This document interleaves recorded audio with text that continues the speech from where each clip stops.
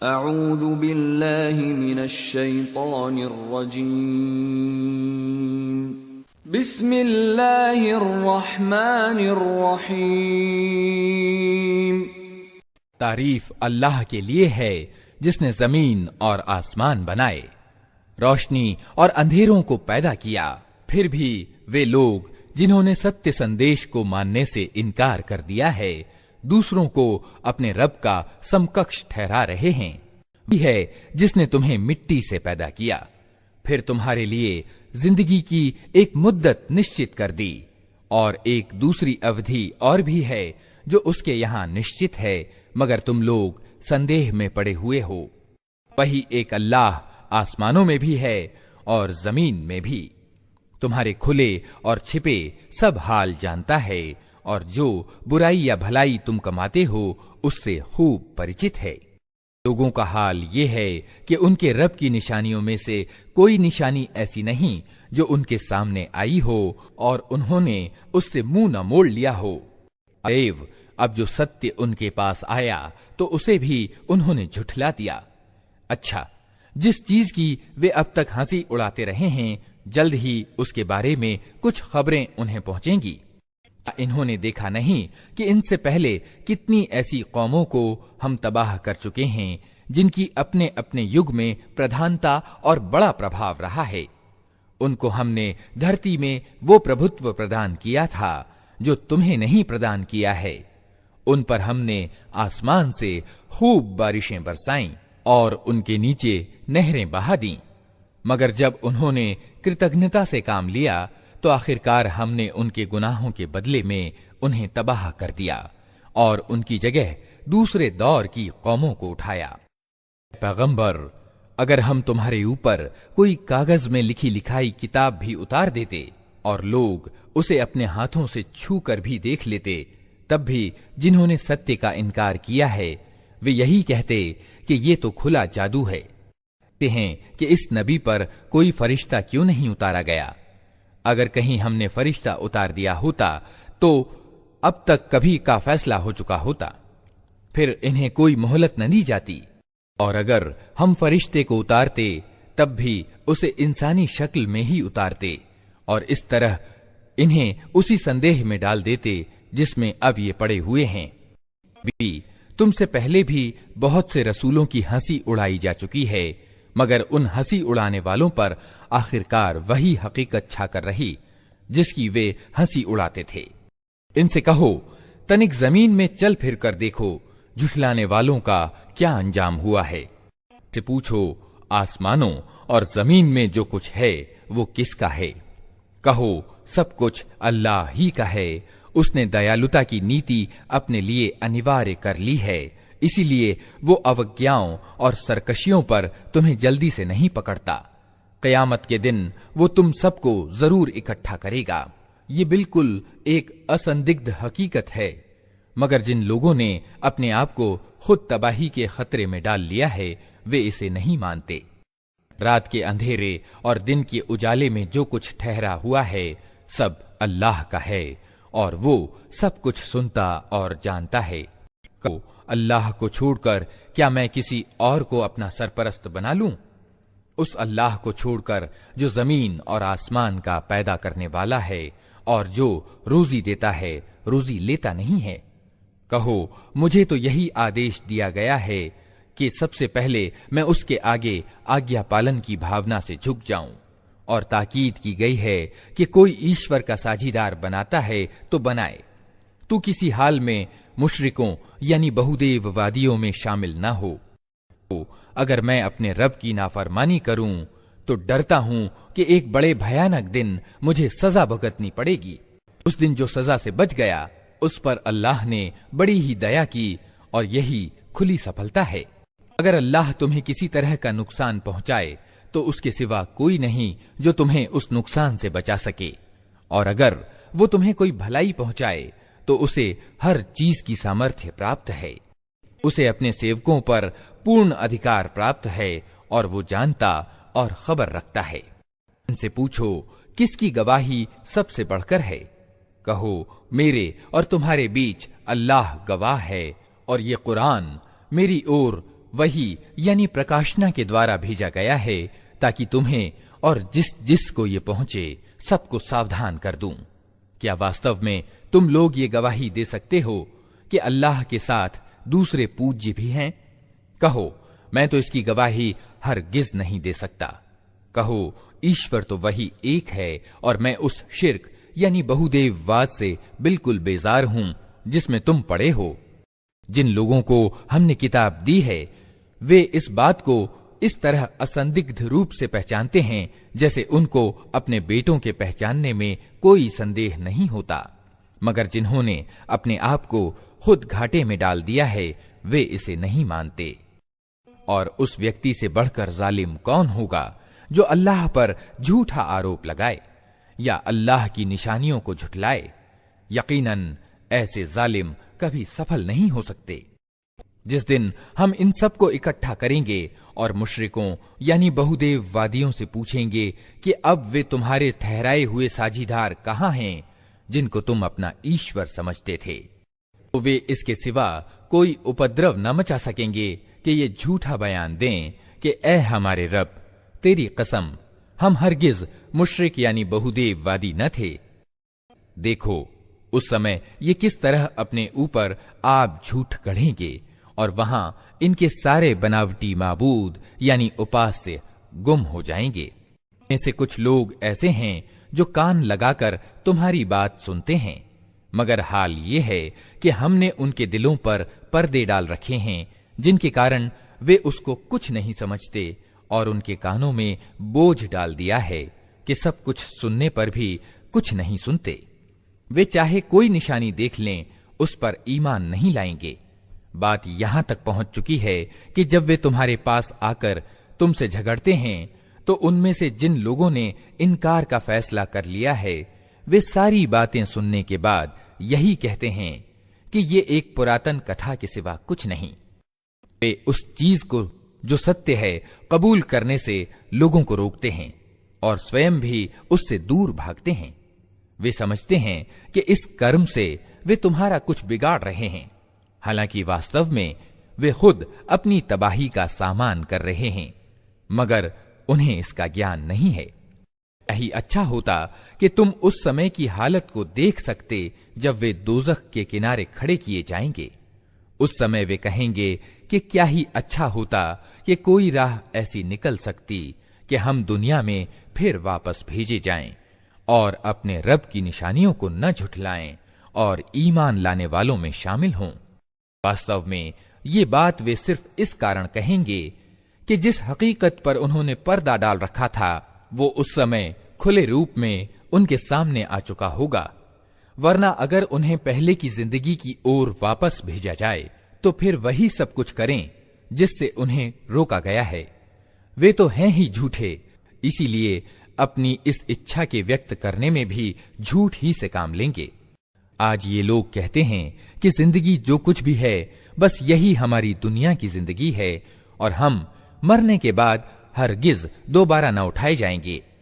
क्या ही अच्छा हो जो वो दृश्य तुम देख सको जब ये अपने रब के सामने खड़े किए जाएंगे। उस समय इनका रब इनसे पूछेगा, क्या ये सत्य नहीं है? ये कहेंगे, हाँ ए हमारे रब, ये सत्य ही है। वो कहेगा, अच्छा तो अब अपने इनकार के बदले में अजाब का मजा चखो। नान में पड़ गए वे लोग जिन्होंने अल्लाह से अपनी मुलाकात की खबर को झूठ ठहराया। जब अचानक वो घड़ी आ जाएगी तो यही लोग कहेंगे, अफसोस, हमसे इस मामले में कैसी चूक हुई। इनकी हालत ये होगी कि अपनी पीठों पर अपने गुनाहों का बोझ लादे हुए होंगे। देखो कैसा बुरा बोझ है जो ये उठा रहे हैं। दुनिया की जिंदगी तो एक खेल और एक तमाशा है, वास्तव में आखिरत ही की जगह उन लोगों के लिए अच्छी है जो घाटे से बचना चाहते हैं। फिर क्या तुम लोग अक्ल से काम न लोगे? नबी, हम जानते हैं कि जो बातें ये लोग बनाते हैं उनसे तुम्हें दुख पहुंचता है, लेकिन ये लोग तुम्हें नहीं झुठलाते, बल्कि ये जालिम वास्तव में अल्लाह की आयतों का इनकार कर रहे हैं। तुमसे पहले भी बहुत से रसूल झुठलाए जा चुके हैं, मगर इस झुठलाने पर और उन तकलीफों पर जो उन्हें पहुंचाई गईं, उन्होंने सब्र से काम लिया। यहां तक कि उन्हें हमारी सहायता पहुंच गई। अल्लाह की बातों को बदलने की शक्ति किसी में नहीं है, और पिछले रसूलों के साथ जो कुछ हुआ उसकी खबरें तुम्हें पहुंच ही चुकी हैं। कि अगर इन लोगों की विमुखता तुम्हारे लिए बर्दाश्त से बाहर है, तो अगर तुम में कुछ जोर है तो जमीन में कोई सुरंग ढूंढो या आसमान में सीढ़ी लगाओ और उनके पास कोई निशानी लाने की कोशिश करो। अगर अल्लाह चाहता तो उन सबको सीधे मार्ग पर इकट्ठा कर सकता था, अतः नादान मत बनो। सत्य के आह्वान को स्वीकार वही लोग करते हैं जो सुनने वाले हैं। रहे मुर्दे तो उन्हें तो अल्लाह बस कब्रों ही से उठाएगा और फिर वे उसकी अदालत में पेश होने के लिए वापस लाए जाएंगे। ये लोग कहते हैं कि इस नबी पर इसके रब की ओर से कोई निशानी क्यों नहीं उतारी गई। कहो, अल्लाह को निशानी उतारने की पूरी सामर्थ्य प्राप्त है, मगर इनमें ज्यादातर लोग नासमझी में पड़े हुए हैं। जमीन में चलने वाले किसी जानवर और हवा में पंख से उड़ने वाले किसी पक्षी को देख लो, ये सब तुम्हारी ही तरह की जातियां हैं। हमने उनके भाग्य के लेख में कोई कमी नहीं छोड़ी है, फिर ये सब अपने रब की ओर समेटे जाते हैं। अगर जो लोग हमारी निशानियों को झुठलाते हैं वे बहरे और गूंगे हैं, अंधेरों में पड़े हुए हैं। अल्लाह जिसे चाहता है भटका देता है और जिसे चाहता है सीधे रास्ते पर लगा देता है। इनसे कहो, तनिक सोच कर बताओ, अगर कभी तुम पर अल्लाह की ओर से कोई बड़ी मुसीबत आ जाती है या आखिरी घड़ी आ पहुंचती है, तो क्या उस समय तुम अल्लाह के सिवा किसी और को पुकारते हो? बोलो, अगर तुम सच्चे हो। उस समय तुम अल्लाह ही को पुकारते हो। फिर अगर वो चाहता है तो उस मुसीबत को तुम पर से टाल देता है। ऐसे मौकों पर तुम अपने ठहराए हुए साझीदारों को भूल जाते हो। इससे पहले बहुत सी कौमों की ओर से हमने रसूल भेजे और उन कौमों को मुसीबतों और दुखों में डाला ताकि वे बेबसी के साथ हमारे सामने झुक जाएं। तो जब हमारी ओर से उन पर कठिनाई आई तो क्यों ना उन्होंने विनम्रता अपनाई, मगर उनके दिल तो और कठोर हो गए और शैतान ने उन्हें इत्मीनान दिलाया कि जो कुछ तुम कर रहे हो खूब कर रहे हो। उन्होंने उस नसीहत को जो उन्हें की गई थी भुला दिया, तो हमने हर तरह की खुशहालियों के दरवाजे उनके लिए खोल दिए। यहां तक कि जब वे उन चीजों में से जो उन्हें प्रदान की गई थीं खूब मग्न हो गए, तो अचानक हमने उन्हें पकड़ लिया और अब हालत ये थी कि वे हर भलाई से निराश थे। इस तरह उन लोगों की जड़ काट कर रख दी गई जिन्होंने जुल्म किया था। और तारीफ है अल्लाह सारे जहान के रब के लिए कि उसने उनकी जड़ काट दी। नबी, इनसे कहो, कभी तुमने ये भी सोचा कि अगर अल्लाह तुम्हारे देखने और सुनने की शक्ति तुमसे छीन ले और तुम्हारे दिलों पर ठप्पा लगा दे, तो अल्लाह के सिवा और कौन सा इलाह यानी उपास्य है जो ये शक्तियां तुम्हें वापस दिला सकता हो? देखो किस तरह हम बार बार अपनी निशानियां उनके सामने पेश करते हैं और फिर ये किस तरह उनसे निगाह चुरा जाते हैं। हो, कभी तुमने सोचा कि यदि अल्लाह की ओर से अचानक या खुल्लम खुल्ला तुम पर अजाब आ जाए, तो क्या जालिम लोगों के सिवा कोई और तबाह होगा? हम जो रसूल भेजते हैं इसीलिए तो भेजते हैं कि वे नेक चरित्र वाले लोगों के लिए खुशखबरी देने वाले और बुरे चरित्र वाले लोगों के लिए डराने वाले हों। फिर जो लोग उनकी बात मान लें और अपनी नीति का सुधार कर लें, उनके लिए किसी डर और रंज का कोई मौका नहीं है। और जो हमारी आयतों को झुठलाएं, वे अपनी नाफरमानियों के बदले में सजा भुगत कर रहेंगे। नबी, इनसे कहो, मैं तुमसे ये नहीं कहता कि मेरे पास अल्लाह के खजाने हैं, न मुझे गैब यानी परोक्ष का ज्ञान है और न ये कहता हूं कि मैं फरिश्ता हूं। मैं तो सिर्फ उस प्रकाशना यानी वही का अनुसरण करता हूं जो मुझ पर अवतरित होती है। फिर इनसे पूछो, क्या अंधा और आंखों वाला दोनों बराबर हो सकते हैं? क्या तुम सोच विचार नहीं करते? और ए नबी, तुम इस प्रकाशना ज्ञान के द्वारा उन लोगों को नसीहत करो जो इस बात का भय रखते हैं कि अपने रब के सामने कभी इस हाल में पेश किए जाएंगे कि उसके सिवा वहां कोई ऐसा सत्ताधिकारी न होगा जो उनका हिमायती और मददगार हो या उनकी सिफारिश करे। शायद कि इस नसीहत से सावधान होकर वे विनम्रता की नीति अपना लें। और जो लोग अपने रब को रात दिन पुकारते रहते हैं और उसकी खुशी की चाह में लगे हुए हैं, उन्हें अपने से दूर न फेंको। उनके हिसाब में से किसी चीज का भार तुम पर नहीं है और तुम्हारे हिसाब में से किसी चीज का भार उन पर नहीं। इस पर भी अगर तुम उन्हें दूर फेंकोगे तो जालिमों में गिने जाओगे। वास्तव में हमने इस तरह इन लोगों में से कुछ को कुछ के द्वारा परीक्षा में डाला है, ताकि वे इन्हें देखकर कहें, क्या ये हैं वे लोग जिन पर हमारे बीच अल्लाह की कृपा हुई है? हाँ, क्या अल्लाह अपने शुक्रगुजार बंदों को इनसे ज्यादा नहीं जानता है? तुम्हारे पास वे लोग आएं जो हमारी आयतों को मानते हैं, तो उनसे कहो, तुम पर सलामती है। तुम्हारे रब ने दयालुता की नीति अपने ऊपर अनिवार्य कर ली है। ये उसकी दया ही है कि अगर तुम में से कोई नादानी के साथ कोई बुराई कर बैठा हो, फिर उसके बाद तौबा और सुधार कर ले, तो वो उसे माफ कर देता है और नरमी से काम लेता है। और इस तरह हम अपनी निशानियां खोल खोल कर पेश करते हैं, ताकि अपराधियों का मार्ग बिल्कुल स्पष्ट हो जाए। ए नबी, इनसे कहो कि तुम लोग अल्लाह के सिवा जिन दूसरों को पुकारते हो, उनकी बंदगी करने से मुझे रोका गया है। कहो, मैं तुम्हारी इच्छाओं का अनुसरण नहीं करूंगा। अगर मैंने ऐसा किया तो गुमराह हो गया, सीधा मार्ग पाने वालों में से न रहा। कहो, मैं अपने रब की ओर से एक स्पष्ट प्रमाण पर कायम हूं और तुमने उसे झुठला दिया है। अब मेरे अधिकार में वो चीज नहीं है जिसके लिए तुम जल्दी मचा रहे हो। फैसले का सारा अधिकार अल्लाह को है। वही सत्य तथ्य बयान करता है और वही सबसे अच्छा फैसला करने वाला है। कहो, अगर कहीं वो चीज मेरे अधिकार में होती जिसकी तुम जल्दी मचा रहे हो, तो मेरे और तुम्हारे बीच कभी का फैसला हो चुका होता। मगर अल्लाह ज्यादा बेहतर जानता है कि जालिमों के साथ क्या मामला किया जाना चाहिए। उसी के पास गैब यानी परोक्ष की कुंजियां हैं, जिन्हें उसके सिवा कोई नहीं जानता। जल और थल में जो कुछ है, सबसे वो परिचित है। पेड़ से गिरने वाला कोई पत्ता ऐसा नहीं जिसका उसे ज्ञान न हो। जमीन के अंधकारमय पर्दों में कोई दाना ऐसा नहीं जिससे वो परिचित न हो। सूखा और गीला सब कुछ एक खुली किताब में लिखा हुआ है। वही है जो रात को तुम्हारी रूहों को समेट लेता है और दिन को जो कुछ तुम करते हो उसे जानता है। फिर दूसरे दिन वो तुम्हें इसी कारोबार की दुनिया में वापस भेज देता है, ताकि जिंदगी की निश्चित मुद्दत पूरी हो। आखिरकार उसी की ओर तुम्हारी वापसी है।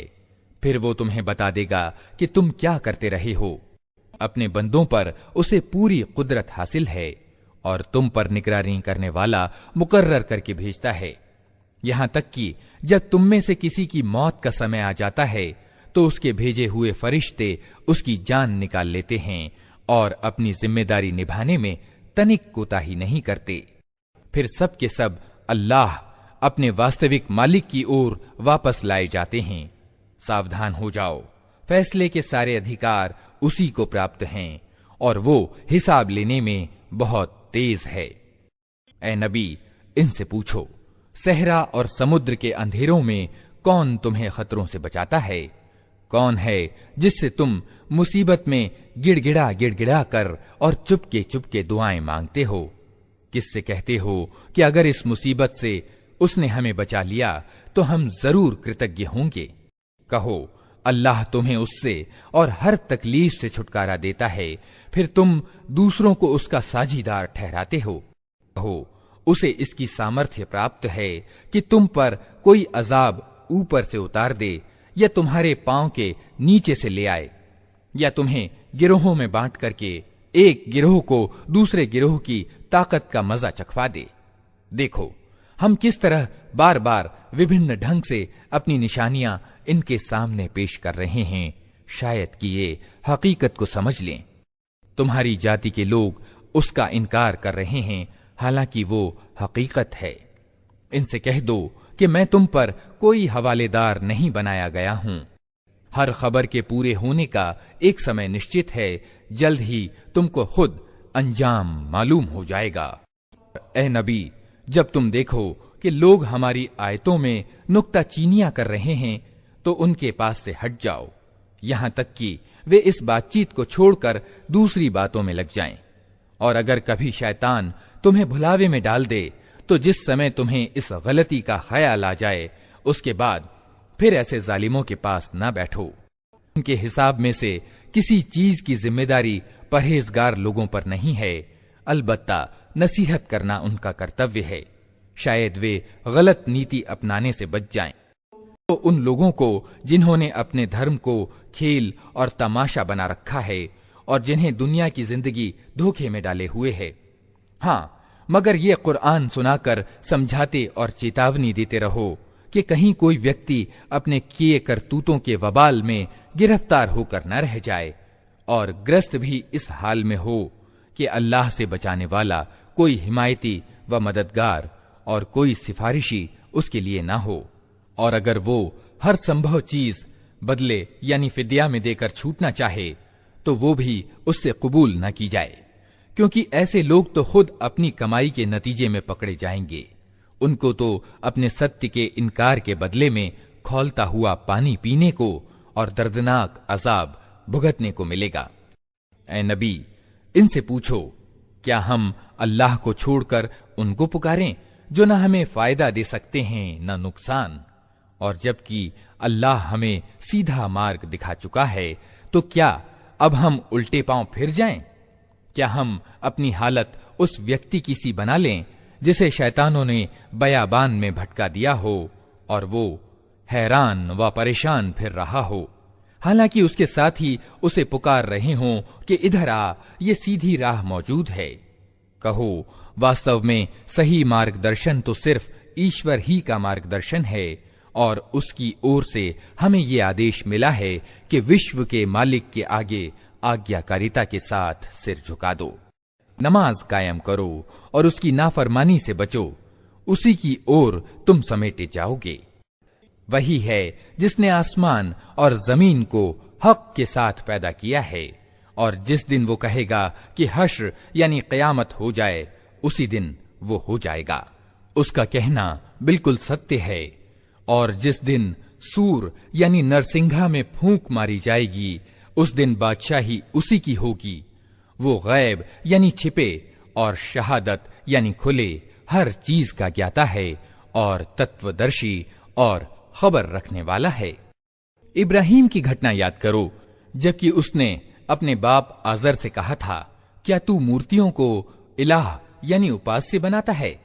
मैं तो तुझे और तेरी कौम को खुली गुमराही में पाता हूं। इब्राहिम को हम इसी तरह जमीन और आसमान की राज्य व्यवस्था दिखाते थे, और इसलिए दिखाते थे कि वो यकीन करने वालों में से हो जाए। अतएव रात जब उस पर छाई तो उसने एक तारा देखा, कहा, ये मेरा रब है। मगर जब वो डूब गया तो बोला, डूब जाने वालों का तो मैं अनुरागी नहीं हूं। फिर जब चांद चमकता दिखाई दिया तो कहा, ये है मेरा रब। मगर जब वो भी डूब गया तो कहा, अगर मेरे रब ने मुझे राह न दिखाई होती तो मैं भी गुमराह लोगों में शामिल हो गया होता। फिर जब सूरज को रोशन देखा तो कहा, ये है मेरा रब, ये सबसे बड़ा है। मगर जब वो भी डूबा तो इब्राहिम पुकार उठा, ए कौम के भाइयों, मैं उन सब से बेजार हूं जिन्हें तुम ईश्वर का साझीदार ठहराते हो। मैंने तो एकाग्र होकर अपना रुख उस सत्ता की ओर कर लिया जिसने जमीन और आसमानों की रचना की है, और मैं हरगिज मुशरिकों यानी बहुदेववादियों में से नहीं हूं। कौम उससे झगड़ने लगी तो उसने कौम से कहा, क्या तुम लोग अल्लाह के मामले में मुझसे झगड़ते हो? हालांकि उसने मुझे सही मार्ग दिखा दिया है और मैं तुम्हारे ठहराए हुए साझीदारों से नहीं डरता। हां, अगर मेरा रब कुछ चाहे तो वो जरूर हो सकता है। मेरे रब का ज्ञान हर चीज पर छाया हुआ है। फिर क्या तुम होश में ना आओगे? आखिर मैं तुम्हारे ठहराए हुए साझीदारों से कैसे डरूं, जबकि तुम अल्लाह के साथ उन चीजों को ईश्वरत्व में साझीदार बनाते हुए नहीं डरते जिनके लिए उसने तुम पर कोई प्रमाण अवतरित नहीं किया है। हम दोनों दलों में से कौन अधिक निश्चिंतता का अधिकारी है? बताओ, अगर तुम्हें कुछ ज्ञान है। वास्तव में तो निश्चिंतता यानी अमन उन्हीं के लिए है, और सही मार्ग पर वही हैं जो ईमान लाए और जिन्होंने अपने ईमान को जुल्म के साथ मिलाया नहीं। ये था हमारा वो तर्क जो हमने इब्राहिम को उसकी कौम के मुकाबले में प्रदान किया। हम जिसे चाहते हैं ऊंचे पद प्रदान करते हैं। सत्य ये है कि तुम्हारा रब बहुत ज्यादा तत्वदर्शी और सर्वज्ञ है। फिर हमने इब्राहिम को इसहाक और याकूब जैसी औलाद दी और हर एक को मार्ग दिखाया, वही सीधा मार्ग जो उससे पहले नूह को दिखाया था, और उसी की नस्ल से हमने दाऊद, सुलेमान, अय्यूब, यूसुफ, मूसा और हारून को सीधा मार्ग दिखाया। इस तरह हम नेक काम करने वाले लोगों को उनकी नेकी का बदला देते हैं। उसी की औलाद से जकरिया, यहया, ईसा और इल्यास को मार्ग दिखाया। हर एक इनमें से नेक था। उसी के खानदान से इस्माइल, अलयसा और यूनुस और लूत को रास्ता दिखाया। इनमें से हर एक को हमने सारी दुनिया वालों के मुकाबले में आगे रखा। ये भी कि उनके बाप दादों और उनकी औलाद और उनके भाई बंधुओं में से बहुतों को हमने नवाजा, उन्हें अपनी सेवा के लिए चुन लिया और उन्हें सीधा मार्ग दिखाया। ये अल्लाह का मार्गदर्शन है जिसके साथ वो अपने बंदों में से जिसका चाहता है मार्गदर्शन करता है। लेकिन अगर कहीं वे लोग शिर्क में पड़े होते तो उनका सब किया कराया बर्बाद हो जाता। ये वे लोग थे जिनको हमने किताब और हुक्म यानी निर्णय शक्ति और पैगंबरी प्रदान की थी। अब अगर ये लोग इसको मानने से इनकार करते हैं तो परवाह नहीं, हमने कुछ और लोगों को ये नेमत सौंप दी है जो इसका इनकार नहीं करते। ए नबी, वही लोग अल्लाह की ओर से सीधे रास्ते पर थे, उन्हीं के रास्ते पर तुम चलो और कह दो कि मैं इस प्रचार और मार्गदर्शन के काम पर तुमसे कोई बदले की मांग नहीं करता। ये तो एक सामान्य उपदेश है सारी दुनिया वालों के लिए। इन लोगों ने अल्लाह का बहुत गलत अनुमान लगाया जब कहा कि अल्लाह ने किसी इंसान पर कुछ अवतरित नहीं किया है। इनसे पूछो, फिर वो किताब जिसे मूसा लाया था, जो सारे इंसानों के लिए रोशनी और मार्गदर्शन था, जिसे तुम टुकड़े टुकड़े करके रखते हो, कुछ दिखाते हो और बहुत कुछ छिपा जाते हो, और जिसके द्वारा तुमको वो ज्ञान दिया गया जो न तुम्हें प्राप्त था और न तुम्हारे बाप दादा को। आखिर उसका उतारने वाला कौन था? बस इतना कह दो कि अल्लाह, फिर उन्हें अपने कुतर्कों से खेलने के लिए छोड़ दो। उसी किताब की तरह ये एक किताब है जिसे हमने उतारा है, बड़ी बरकत वाली है, उस चीज की पुष्टि करती है जो इससे पहले आई थी, और इसलिए उतारी गई है कि इसके द्वारा तुम बस्तियों के इस केंद्र अर्थात मक्का और इसके इर्द गिर्द रहने वालों को सचेत करो। जो लोग आखिरत को मानते हैं वे इस किताब पर ईमान लाते हैं, और उनका हाल ये है कि अपनी नमाजों की पाबंदी करते हैं। उस व्यक्ति से बड़ा जालिम कौन होगा जो झूठ गढ़कर अल्लाह पर मढ़े या कहे कि मुझ पर प्रकाशना आई है, हालांकि उस पर कोई प्रकाशना अवतरित न की गई हो, या जो अल्लाह की उतारी हुई चीज के मुकाबले में कहे कि मैं भी ऐसी चीज उतार कर दिखा दूंगा। क्या ही अच्छा होता कि तुम जालिमों को इस हालत में देख सकते जबकि वे मृत्यु यातनाओं में डुबकियां खा रहे होते और फरिश्ते हाथ बढ़ा बढ़ा कर कह रहे होते हैं कि लाओ, निकालो अपनी जान, आज तुम्हें उन बातों के बदले में अपमानजनक अजाब दिया जाएगा जो तुम अल्लाह पर मढ़कर नाहक बका करते थे और उसकी आयतों के मुकाबले में सरकशी दिखाते थे। और अल्लाह कहेगा, लो, अब तुम वैसे ही बिल्कुल अकेले हमारे सामने हाजिर हो गए जैसा हमने तुम्हें पहली बार अकेला पैदा किया था। जो कुछ हमने तुम्हें दुनिया में दिया था वो सब तुम पीछे छोड़ आए हो, और अब हम तुम्हारे साथ तुम्हारे उन सिफारिशियों को भी नहीं देखते जिनके संबंध में तुम समझते थे कि तुम्हारे काम बनाने में उनका भी कुछ हिस्सा है। तुम्हारे आपस के सब संबंध टूट गए और वे सब तुमसे गुम हो गए जिनका तुम दावा रखते थे। और गुठली को फाड़ने वाला अल्लाह है, वही जिंदा को मुर्दा से निकालता है और वही मुर्दा को जिंदा से बाहर निकालने वाला है। ये सारे काम करने वाला तो अल्लाह है। फिर तुम किधर बह के चले जा रहे हो? रात के पर्दे को फाड़कर वही सुबह निकालता है। उसी ने रात को सुकून का समय बनाया है। उसी ने चांद और सूरज के उदय और अस्त होने का हिसाब ठहराया है। ये सब उसी जबरदस्त सामर्थ्यवान और सर्वज्ञ के ठहराए हुए अंदाजे हैं। और वही है जिसने तुम्हारे लिए तारों को खुश्की और समुद्र के अंधकार में रास्ता मालूम करने का साधन बनाया। देखो, हमने निशानियां खोलकर बयान कर दी हैं उन लोगों के लिए जो ज्ञान रखते हैं। और वही है जिसने एक जान से तुम्हें पैदा किया, फिर हर एक के लिए एक ठहरने की जगह है और एक उसके सौंपे जाने की जगह है। देखो, तुम्हारे पास तुम्हारे रब की ओर से आंख खोल देने वाली रोशनी आ गई है। जो सूझ से काम लेगा अपना ही भला करेगा, और जो अंधा बनेगा खुद नुकसान उठाएगा। मैं तुम पर कोई नियुक्त रखवाला नहीं हूं। फिर उनसे तले ऊपर चढ़े हुए दाने निकाले और खजूर के गाभों से फलों के गुच्छे पैदा किए जो बोझ के कारण झुके पड़ते हैं, और अंगूर, जैतून और अनार के बाग लगाए जिनके फल एक दूसरे से मिलते जुलते भी हैं और फिर प्रत्येक की विशेषताएं अलग अलग भी हैं। ये पेड़ जब फलते हैं तो इनमें फल आने और फिर उनके पकने की दशा को तनिक गौर की नजर से देखो। इन चीजों में निशानियां हैं उन लोगों के लिए जो ईमान लाते हैं। इस पर भी लोगों ने जिन्नों को अल्लाह का साझीदार ठहरा दिया, हालांकि वो उनका पैदा करने वाला है, और बेजाने बूझे उसके लिए बेटे और बेटियां रच दी, हालांकि वो पाक और उच्च है उन बातों से जो ये लोग कहते हैं। वो आसमानों और जमीन का ईजाद करने वाला है। उसका कोई बेटा कैसे हो सकता है जबकि कोई उसका जीवन साथी ही नहीं है? उसने हर चीज को पैदा किया है और उसे हर चीज का ज्ञान है अल्लाह तुम्हारा रब, कोई इलाह यानी उपास्य उसके सिवा नहीं है, हर चीज का सृष्टा। अतः तुम उसी की बंदगी करो और वो हर चीज का जिम्मेदार है। निगाहें उसको नहीं पा सकती और वो निगाहों को पा लेता है। वो अत्यंत सूक्ष्मदर्शी और हर चीज से बाखबर है। देखो, तुम्हारे पास तुम्हारे रब की ओर से आंख खोल देने वाली रोशनी आ गई है।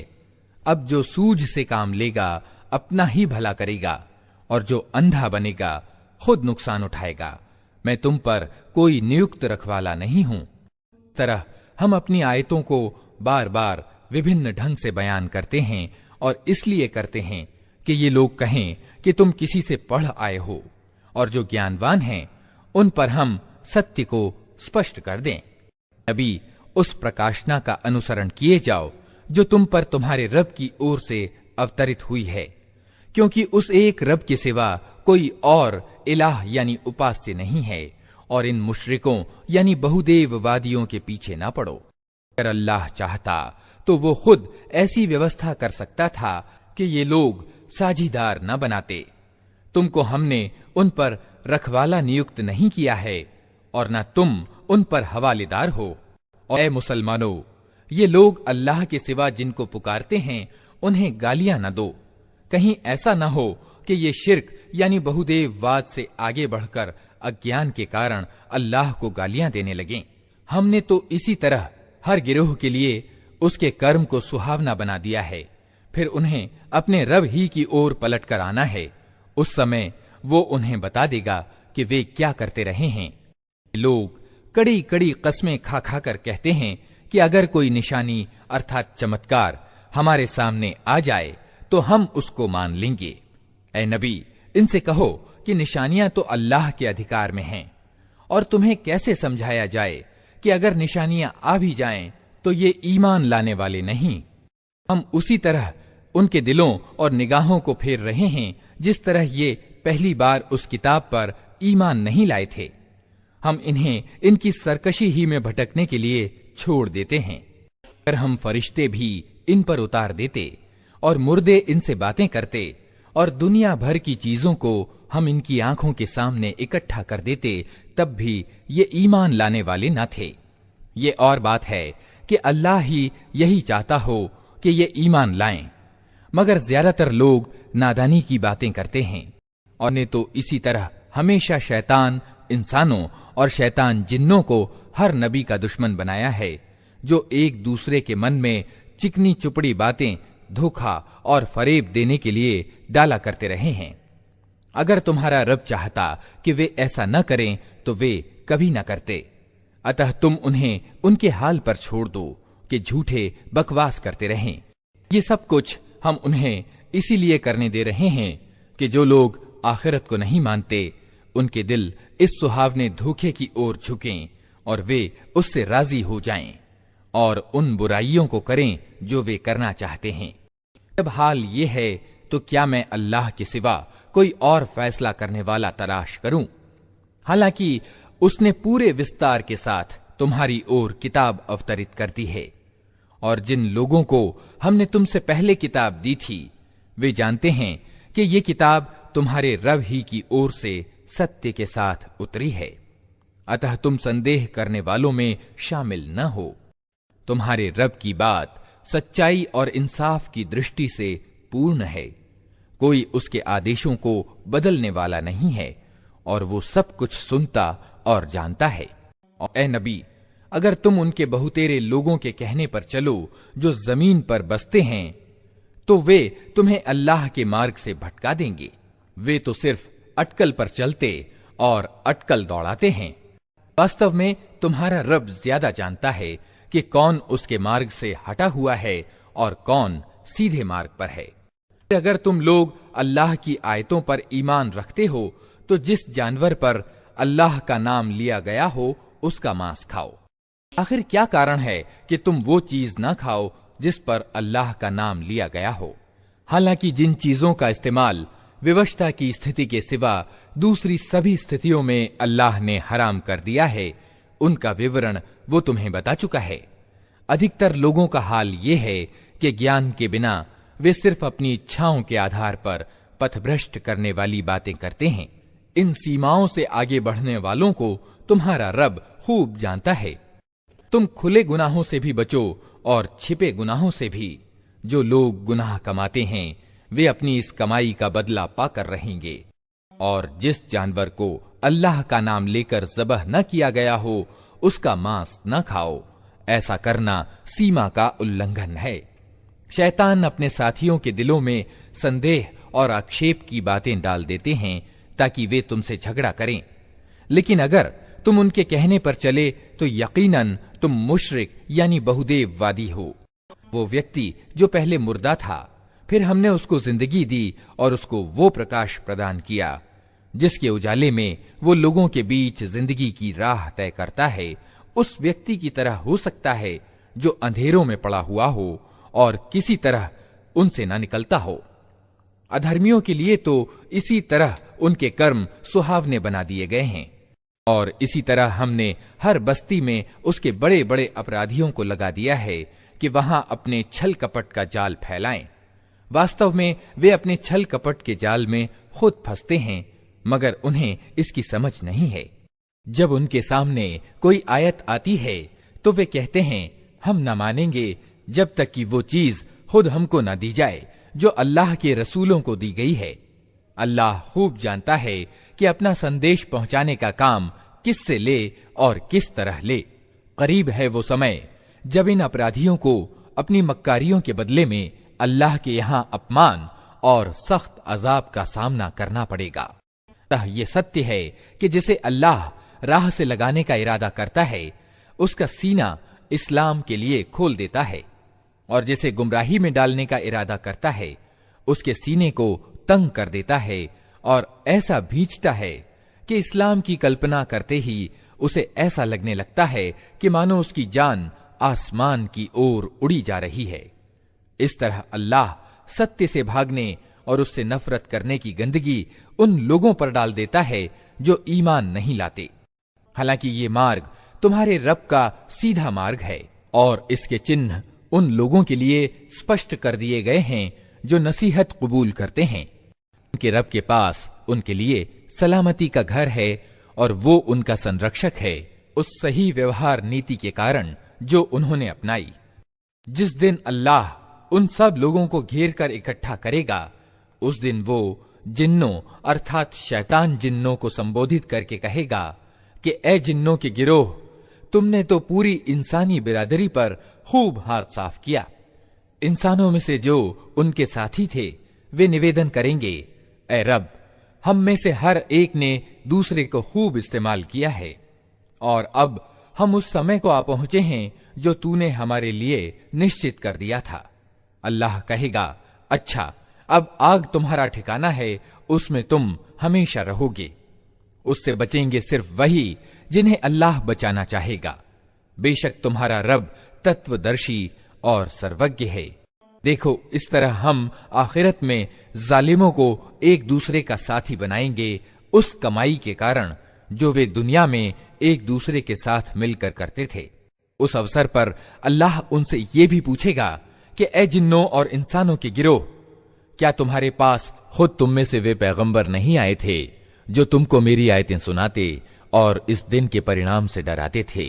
वे कहेंगे, हाँ, हम अपने खिलाफ खुद गवाही देते हैं। आज दुनिया की जिंदगी ने इन लोगों को धोखे में डाल रखा है, मगर उस समय वे खुद अपने खिलाफ गवाही देंगे कि वे अधर्मी थे। गवाही उनसे इसलिए ली जाएगी कि ये सिद्ध हो जाए कि तुम्हारा रब बस्तियों को जुल्म के साथ तबाह करने वाला न था, जबकि उनके निवासी सत्य से अपरिचित हों। हर व्यक्ति का दर्जा उसके कर्म के अनुसार है और तुम्हारा रब लोगों के कर्मों से बेखबर नहीं है। तुम्हारा रब निस्पृह यानी बेनियाज है और दयालुता उसकी नीति है। अगर वो चाहे तो तुम लोगों को ले जाए और तुम्हारी जगह दूसरे जिन लोगों को चाहे ले आए, जिस तरह उसने तुम्हें कुछ और लोगों की नस्ल से उठाया है।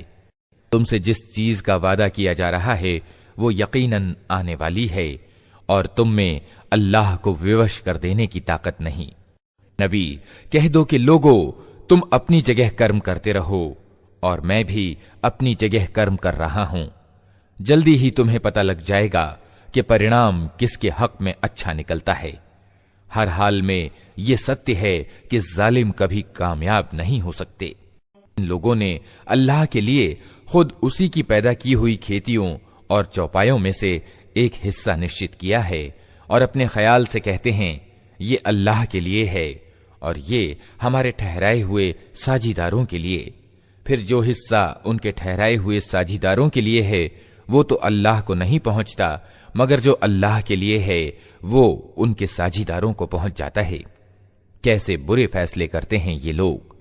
और इसी तरह बहुत से मुशरिकों के लिए उनके साझीदारों ने अपनी औलाद के कत्ल को खुशनुमा बना दिया है ताकि उनको तबाही में डालें और उनके लिए उनके धर्म को संदिग्ध बना दें। अगर अल्लाह चाहता तो ये ऐसा न करते, अतः इन्हें छोड़ दो कि ये अपने मिथ्यारोपण में लगे रहें। कहते हैं, ये जानवर और ये खेत सुरक्षित हैं, इन्हें सिर्फ वही लोग खा सकते हैं जिन्हें हम खिलाना चाहें, जबकि ये पाबंदी इनकी खुद अपनी ही घड़ी हुई है। फिर कुछ जानवर हैं जिन पर सवारी और बोझा ढोना हराम कर दिया गया है और कुछ जानवर हैं जिन पर ये अल्लाह का नाम नहीं लेते और ये सब कुछ उन्होंने अल्लाह पर झूठ मढ़ा है। जल्द ही अल्लाह उन्हें इन मिथ्यारोपणों का बदला देगा। और कहते हैं कि जो कुछ इन जानवरों के पेट में है ये हमारे मर्दों के लिए खास है और हमारी औरतों के लिए हराम, लेकिन अगर वो मुर्दा हो तो दोनों उसके खाने में शरीक हो सकते हैं। ये बातें जो उन्होंने घड़ ली हैं, इनका बदला अल्लाह उन्हें देकर रहेगा। यकीनन वो तत्वदर्शी है और सब बातों की उसे खबर है। यकीनन घाटे में पड़ गए वे लोग जिन्होंने अपनी औलाद को अज्ञान और मूर्खता के कारण कत्ल किया और अल्लाह की दी हुई रोजी को अल्लाह पर झूठ गढ़कर अवैध ठहरा लिया। यकीनन वे भटक गए और हरगिज वे सीधा मार्ग पाने वालों में से न थे। वो अल्लाह ही है जिसने तरह तरह के बाग और अंगूर लताओं के बाग और नखलिस्तान पैदा किए, खेतियां उगाईं जिनसे तरह तरह के खाद्य पदार्थ प्राप्त होते हैं, जैतून और अनार के पेड़ पैदा किए जिनके फल रूप रंग में मिलते जुलते और स्वाद में भिन्न होते हैं। खाओ इनकी पैदावार जबकि ये फलें, और अल्लाह का हक अदा करो जब इनकी फसल काटो, और सीमा से आगे न बढ़ो कि अल्लाह सीमा से आगे बढ़ने वालों को पसंद नहीं करता।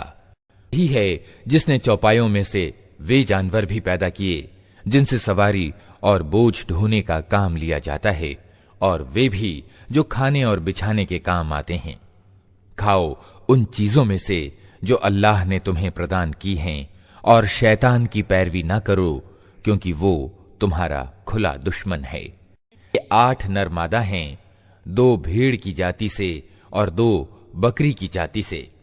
ए नबी, इनसे पूछो कि अल्लाह ने उनके नर हराम किए हैं या मादा, या वे बच्चे जो भेड़ों और बकरियों के पेट में हों। ठीक ठीक ज्ञान के साथ मुझे बताओ अगर तुम सच्चे हो। इसी तरह 2 ऊंट की जाति से हैं और 2 गाय की जाति से।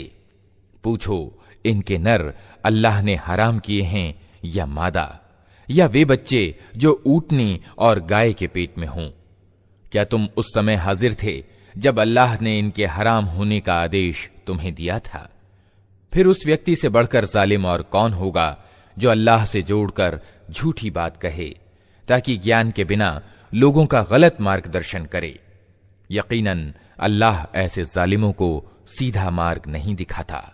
ए नबी, इनसे कहो कि जो प्रकाशना यानी वही मेरी ओर से आई है, उसमें तो मैं कोई चीज ऐसी नहीं पाता जो किसी खाने वाले पर हराम हो, सिवाय इसके कि वो मुर्दार हो, या बहाया हुआ खून हो, या सूअर का मांस हो कि वो नापाक है, या मर्यादा से हटा हुआ यानी फिस्क हो कि अल्लाह के सिवा किसी और के नाम पर ज़िबह किया गया हो। फिर जो व्यक्ति मजबूरी की हालत में कोई चीज इनमें से खा ले, बिना इसके कि वो नाफरमानी का इरादा रखता हो, और बिना इसके कि वो जरूरत की सीमा से आगे बढ़े, तो निश्चय ही तुम्हारा रब क्षमाशील और दयावान है।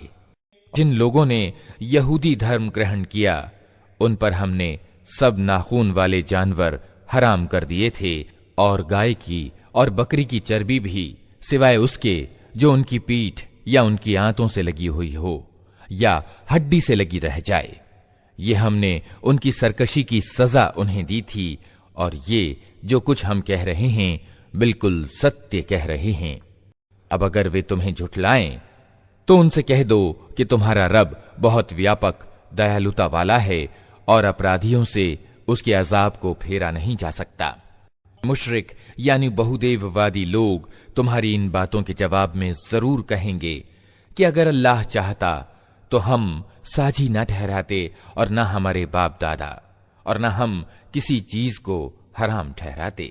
ऐसी ही बातें बना बनाकर इनसे पहले के लोगों ने भी सत्य को झुठलाया था, यहां तक कि आखिरकार हमारे अजाब का मजा उन्होंने चख लिया।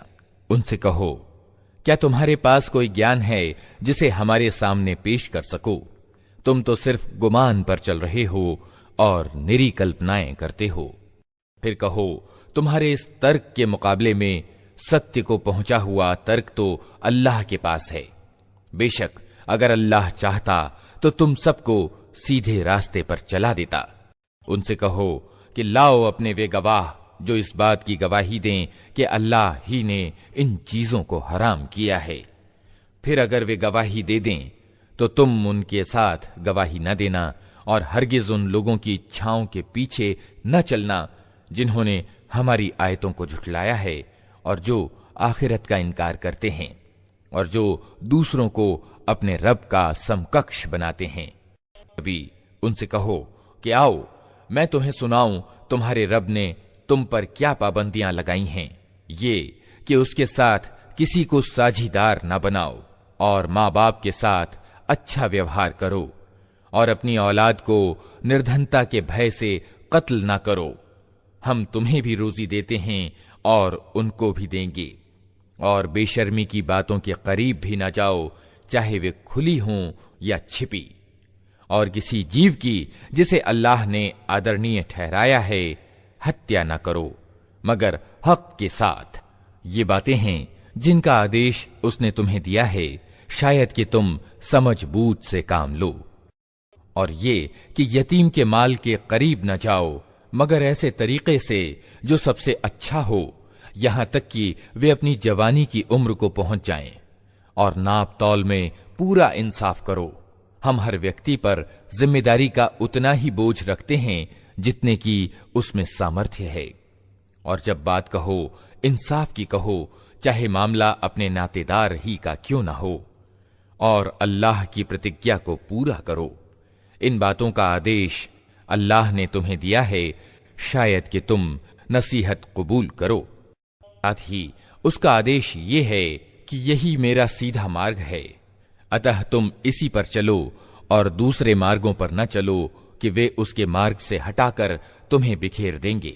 ये है वो आदेश जो तुम्हारे रब ने तुम्हें दिया है, शायद कि तुम पथभ्रष्टता से बचो।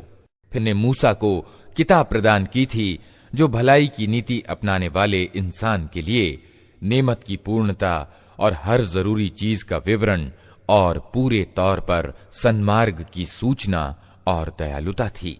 और इस्राएल की संतान को इसलिए दी गई थी कि शायद लोग अपने रब से मिलने पर ईमान लाएं। और इसी तरह ये किताब हमने उतारी है, एक बरकत वाली किताब, अतः तुम इसका अनुसरण करो और परहेजगारी की नीति अपनाओ। असंभव नहीं कि तुम पर दया की जाए। अब तुम ये नहीं कह सकते कि किताब तो हमसे पहले के 2 गिरोहों को दी गई थी और हमको कुछ खबर न थी कि वे क्या पढ़ते पढ़ाते थे। अब तुम ये बहाना भी नहीं कर सकते कि अगर हम पर किताब उतारी गई होती तो हम उनसे ज्यादा सीधे मार्ग पर चलने वाले सिद्ध होते।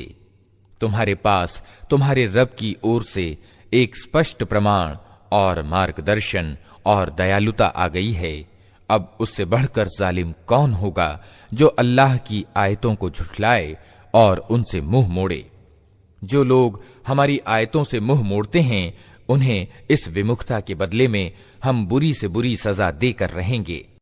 अब लोग इसके इंतजार में हैं कि उनके सामने फरिश्ते आ खड़े हों, या तुम्हारा रब खुद आ जाए, या तुम्हारे रब की कुछ खुली निशानियां सामने आ जाएं। जिस दिन तुम्हारे रब की कुछ विशिष्ट निशानियां प्रकट हो जाएंगी, फिर किसी ऐसे व्यक्ति को उसका ईमान कुछ फायदा न पहुंचा सकेगा जो पहले ईमान न लाया हो या जिसने अपने ईमान में कोई भलाई न कमाई हो।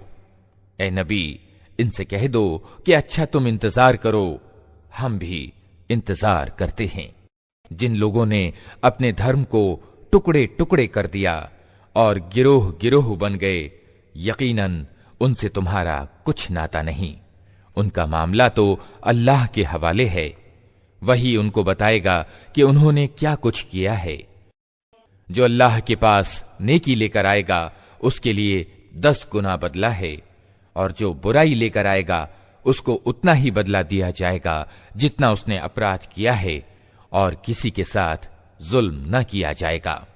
नबी, कहो मेरे रब ने निश्चय ही मुझे सीधा मार्ग दिखा दिया है, बिल्कुल ठीक धर्म जिसमें कोई टेढ़ नहीं।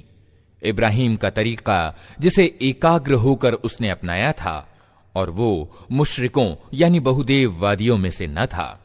कहो मेरी नमाज, मेरी इबादत से संबंधित सारे तरीके, मेरा जीना और मेरा मरना सब कुछ अल्लाह यानी सारे संसार के रब के लिए है, इसका कोई साझीदार नहीं। इसी का मुझे आदेश दिया गया है और सबसे पहले आज्ञाकारी होने वाला मैं हूं। कहो क्या मैं अल्लाह के सिवा कोई और रब तलाश करूं, हालांकि वही हर चीज का रब है। हर आदमी जो कुछ कमाता है उसका जिम्मेदार वो खुद है। कोई बोझ उठाने वाला दूसरे का बोझ नहीं उठाता। फिर तुम सबको अपने रब की ओर पलटना है, उस समय वो तुम्हारे मतभेदों की हकीकत तुम पर खोल देगा। वही है जिसने तुमको जमीन में खलीफा बनाया और तुम में से कुछ लोगों को कुछ लोगों के मुकाबले में ज्यादा ऊंचे दर्जे दिए, ताकि जो कुछ तुमको दिया है उसमें तुम्हारी परीक्षा करे। बेशक तुम्हारा रब सजा देने में भी बहुत तेज है और बहुत क्षमाशील और दयावान भी है।